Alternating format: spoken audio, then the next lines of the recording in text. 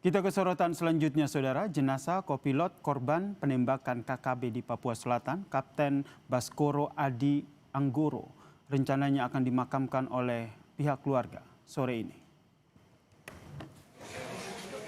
Saat ini, Saudara, jenazah kopilot Baskoro Adi Anggoro masih disemayamkan di rumah duka di kawasan Duren Sawit, Jakarta Timur, Saudara. Keluarga menyebut ini bukan kali pertama penugasan almarhum Baskoro Adi Anggoro di Papua. Dari informasi yang diterima keluarga, tidak ada pengamanan saat peristiwa penembakan terjadi. Keluarga pun menyayangkan peristiwa ini.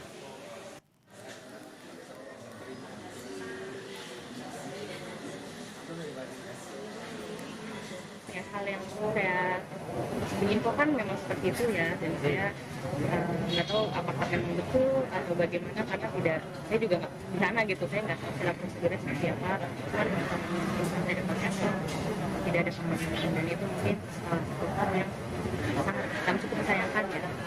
Dan mungkin kedepannya bisa dilihat lebih dalam lagi yang mengenai protokolnya seperti apa sebenarnya.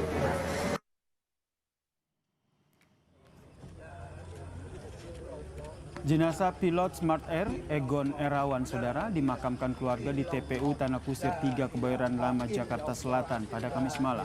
Keluarga dan kerabat mengenang almarhum sebagai sosok yang berani dan berdedikasi untuk pekerjaannya. Karena menjadi pilot untuk daerah terpencil bukanlah pekerjaan yang mudah. Kematian almarhum Kapten Ergon dalam tugasnya sebagai bentuk dedikasinya untuk membantu akses transportasi warga di daerah pedalaman Papua.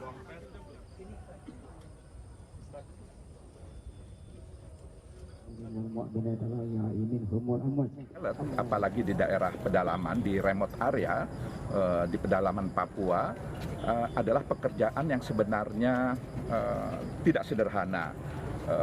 Diperlukan keteguhan, ketegaran, kesabaran dan keberanian untuk menjalani tugasnya sebagai pilot. Nah, beliau pada akhir hidupnya itu sedang melakukan tugas, yaitu bagaimana memperlancar, memudahkan warga Papua untuk menjalani aktivitas kesehariannya dengan cara menggunakan moda transportasi pesawat udara.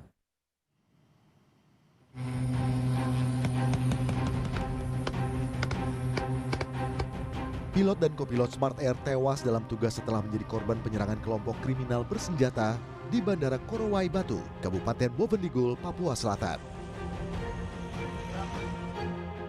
Saat penembakan, pilot Smart Air Kapten Egon Erawan dan kopilotnya Kapten Baskoro sedang membawa 11 penumpang yang merupakan warga sipil dari Bandara Tanah Merah menuju Bandara Korowai Batu. Satgas Damai Kartens mengidentifikasi pelaku penyerangan merupakan KKB Yahukimo yang memang memiliki motif untuk menyebar teror dan rasa takut.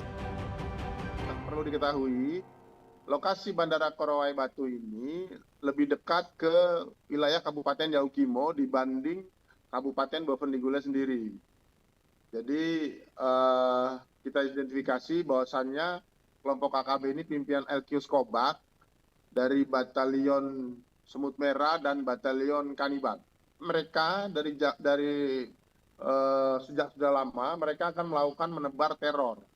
Mereka akan melakukan penembakan, penganiayaan dengan senjata tajam, seperti itu, Pak. Pembakaran fasilitas umum, pembakaran fasilitas publik, fasilitas kesehatan, sekolah, dan lain-lain.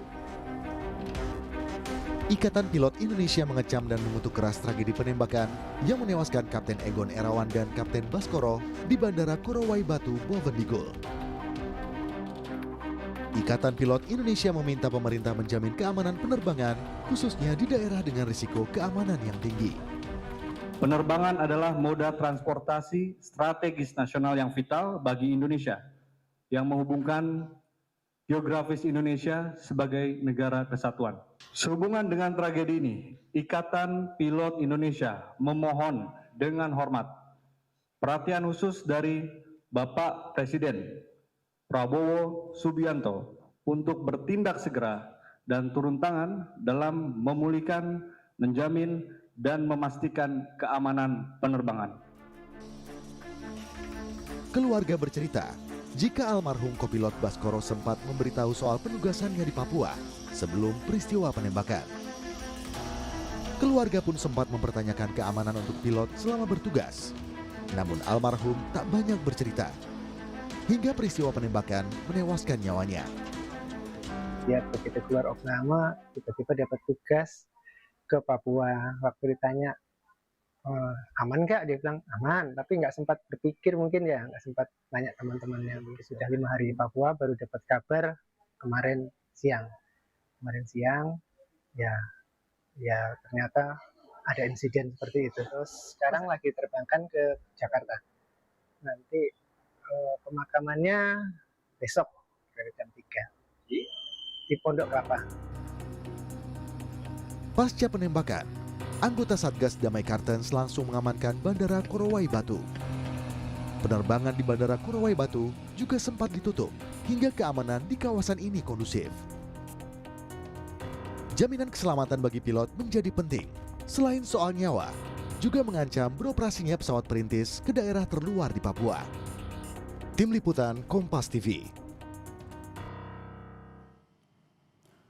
Wakil Ketua DPR RI, Sufmi Dasko Ahmad menyampaikan duka cita untuk keluarga pilot dan kopilot Smart Air yang tewas dalam penyerangan KKB di Papua Selatan, Saudara. Dasko pun berharap pemerintah mengusut tuntas kasus penembakan ini dan memastikan proses investigasi berjalan transparan hingga memberikan rasa aman bagi masyarakat.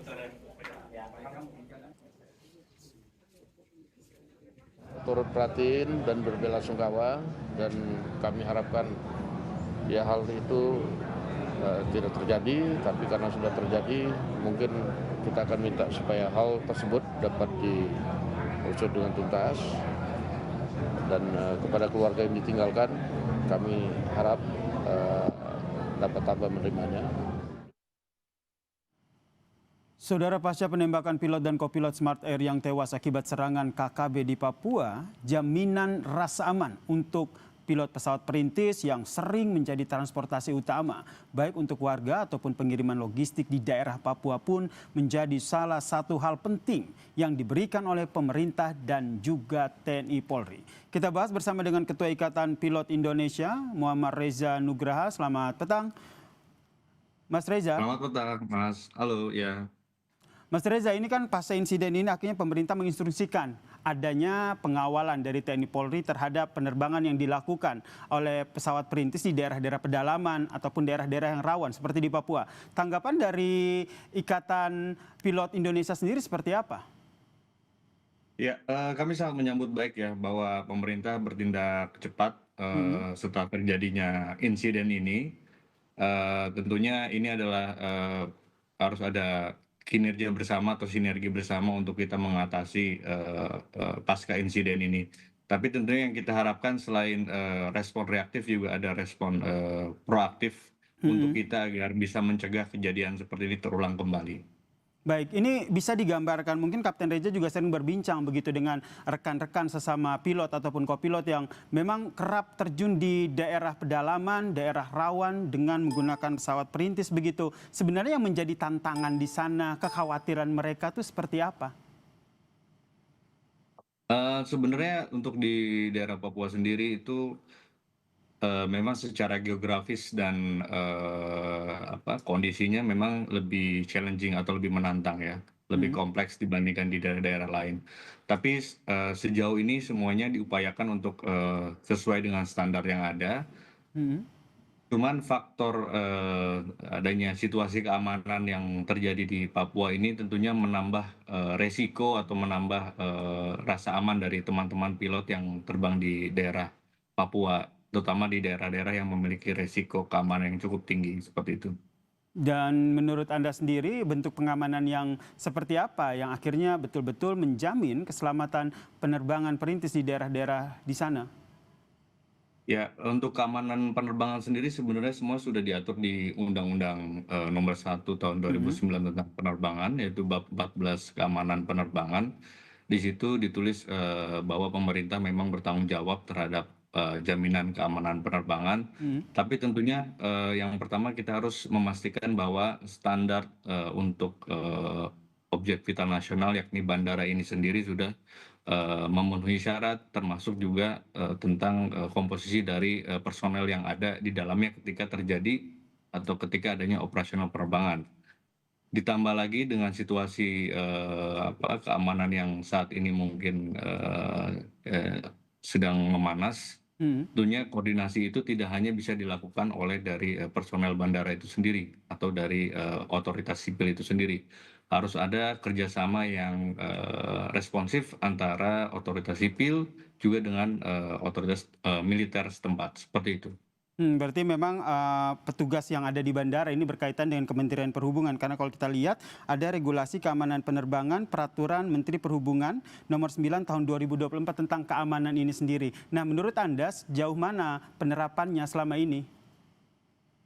Ya, penerapannya selama ini memang kita sudah menangkap bahwa adanya kemungkinan bahaya atau ancaman-ancaman yang selama 5 tahun terakhir ini terjadi, dan kita sudah mencoba untuk menyampaikan ini di tahun 2022 dan 2023, di mana dari semenjak itu juga cukup banyak kejadian-kejadian yang terkait dengan gangguan keamanan seperti itu. Untuk sejauh mana, setahu saya ya saat ini adalah salah satu insiden yang membuktikan bahwa kita harus melakukan evaluasi menyeluruh agar kejadian ini tidak terulang kembali. Harapan kita bersama ya, tidak ada lagi korban nyawa yang berjatuhan, karena sebenarnya ini adalah niat mulia begitu ya, mengendarai ataupun dengan adanya pesawat perintis ini bisa membantu transportasi di daerah-daerah terpencil seperti di Papua. Terima kasih Ketua Ikatan Pilot Indonesia Muhammad Reza Nugraha telah berbagi informasi di Kompas Petang. Salam sehat Mas Reza. Terima kasih. Usai jeda, Saudara, Kompas Petang kembali dengan informasi usai